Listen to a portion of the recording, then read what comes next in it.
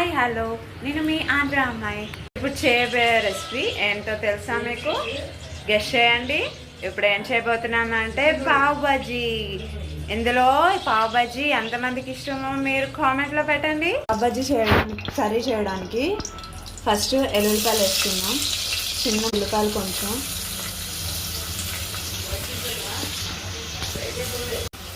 ఆయిల్లోని కొంచెం నెయ్యి కూడా వేసుకున్నాము. నేను నెయ్యి వేయడం మర్చిపోయాను.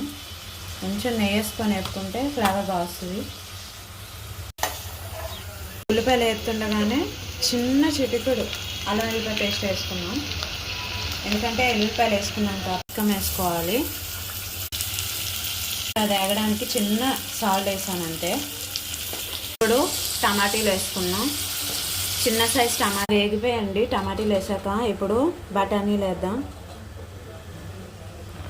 ఇప్పుడు బంగాళదుంపలు వేసుకుందాం. అవి బాగా బఠానీలు కూడా వేగిపోయి బంగాళదుంపలు వేసుకొని స్మాష్ చేసుకోండి బాగా.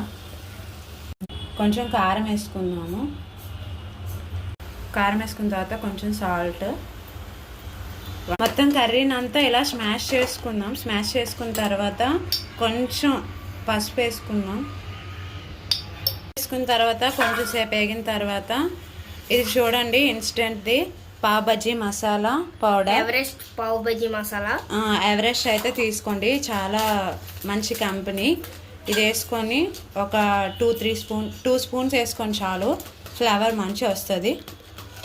మా కర్రీకి సరిపడంత నీళ్ళు వేసుకుంటున్నాము. అది మునిగినంత వరకు వేసుకుంటే చాలు, ఎగురు వస్తుంది. ఇప్పుడు పావ్ బజ్జీ జస్ట్ నెయ్యి మీద వేపుకోవడానికి 1 టీ స్పూన్ నెయ్యి వేసుకుందాం. కొంచెం 1 టీ స్పూన్ ఉల్లిపాయలు, కొత్తిమీర అవి వేసుకోవచ్చు, కానీ మా ఇంట్లో కొత్తిమీర లేవు, అందువల్ల కొత్తిమీర అవి వేసుకోలేదు.